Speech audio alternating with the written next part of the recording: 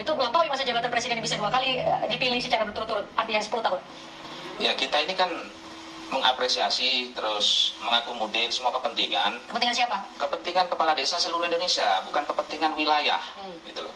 Ada 33 provinsi yang merekomendasikan jikalau memang pemerintah dan DPR ini serius untuk merevisi undang-undang desa, maka ya 3 periode 9 tahun. Karena kalau 2 periode dan itu tidak berlaku surut, dirugikan yang 2 periode. Tidak berlaku surut, dirugikan 3 periode.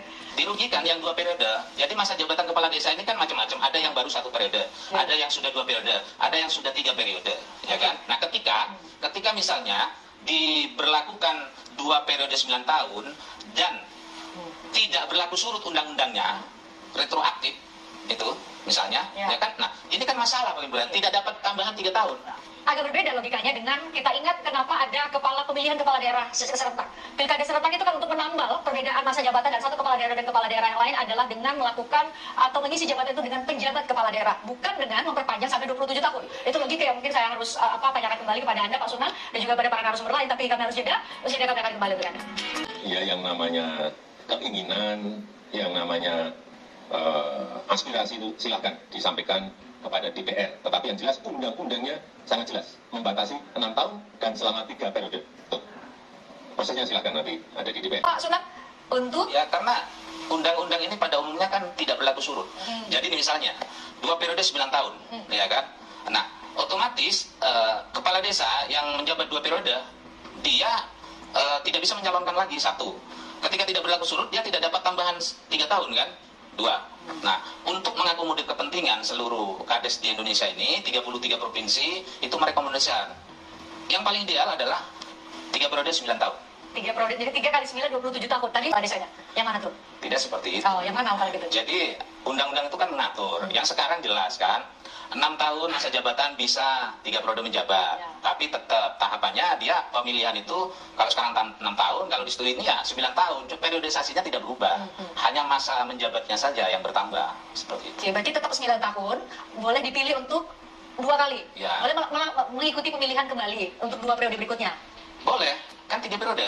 Iya, itu yang saya tanyakan justru. Saya mau konfirmasi, apakah syarat akumulatif harus 27 tahun, atau tadi pembagian 3 masa jabatan? 3 masa jabatan. 3 masa jabatan, tidak boleh. berubah itu. Jadi akan dikembalikan kepada mekanisme pemilihan, apakah warga di desa tersebut mau memilih untuk kedua kali atau ketiga kali? Ya, jadi kita ini sekarang yang di follow up itu masa jabatan. Padahal yang kita perjuangkan ini banyak loh. Anggaran dana desa. Kita ingin pemerintah ini memberikan 7-10% dari APBN kan. Terus kemandirian desa, otonomi desa yang selama ini masih belum otonomi desa gitu. Musdes itu masih belum kuasa penuh sebagai dasar hukum untuk membuat kebijakan di desa gitu. Yang perlu saya kritisi pernyataan dari Pak Wendila tadi terkait dengan korupsi di desa. Ya. Nah, kita agak sedikit ini berdegup kencang ini kan. Ketika beliau bilang tadi bahwa kalau KPK mau mempressure seluruh kepala desa ini bisa dipenjara semua. Ini kan sebenarnya kurang etis ya untuk disampaikan.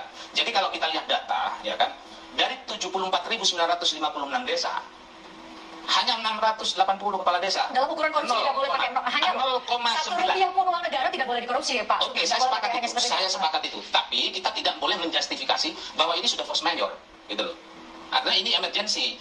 Maksud saya, ya kan, ya beri ruanglah kepada kepala desa ini untuk membuktikan, gitu. Kalau kita bandingin dengan kepala daerah, kepala daerah berapa persentasenya? Kan mendekati hampir 40%.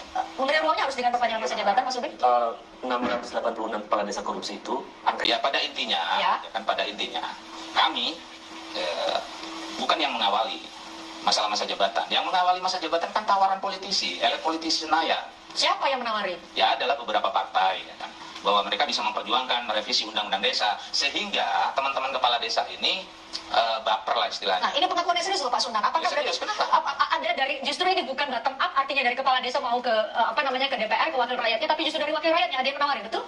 dari bersama. Ya, jadi intinya kepala desa ini kalau saya menyebut lebih pada menagih janji. Apa yang sudah ditawarkan itu di follow up oleh kepala desa, bahwa undang-undang desa ini bisa direvisi, ya kan, bahwa ini kepala desa bisa menjabat 9 tahun, gitu loh. Tapi catatannya adalah ketika ini tidak berlaku surut, itu akan jadi masalah juga. Mereka tidak akan bersepakat, kecuali berlaku surut, maka nih, tunggu satu-satu Mbak Pristia. Maka ini akan menjadi kesepakatan buat kepala desa kalau berlaku surut ya. Jadi 6 tahun terus dapat tambahan 3 tahun. Jadi 18 tahun total. Ya. Itu satu. Terus yang kedua, terkait dengan kajian-kajian tadi itu perlu Anda kaji ulang. Anda itu siapa, Pak Ube? Iya, Oke. sebagai akademisi. Dan saya juga mantan dosen. Jadi, apakah ditemukan dari sekian ribu kepala desa itu, volumenya itu lebih tinggi mana? Yang makin kaya dari sebelumnya atau yang makin miskin? Gitu loh. Terus setelah dia tidak Kalau kepala pejabat desa, negara itu kan ada LHKPN. makanya kan Kepala setelah desa dia adalah jabat kepala keluarga. desa, apakah tambah kaya atau tambah miskin? Yang kita tahu sekarang, banyak sekali orang yang tadinya jadi kepala desa, ya kan? Setelah jadi kepala, tambah miskin dari sebelumnya. Ini membuktikan. Bukan itu membuktikan bahwa berarti waktu jadi kepala desa nyari duit dong. Setelah nggak jadi kepala desa nggak jadi miskin, itu kan logikanya. Waktu dia mendaftar, ya kan? Dari saat dia belum jadi kepala desa, terus jadi kepala desa dan tidak jadi kepala desa, itu lebih miskin gitu loh. Kan? Banyak merantau tidak akhirnya terpilih. keluar. Tidak terpilih maksud Anda. Merantau. Kenapa? Karena kebutuhan di desa itu sangat besar. Ingat ya, saya pernah menyampaikan. Sebentar Pak Sunda, saya tidak nangkep logika Anda. Ada yang nyalon, tidak terpilih, kalah jadi miskin. Dia ini misalnya nih ya, dia udah menjabat kepala desa, ya kan, tidak terpilih. Dia ini lebih miskin dari sebelumnya saat belum jadi kepala desa.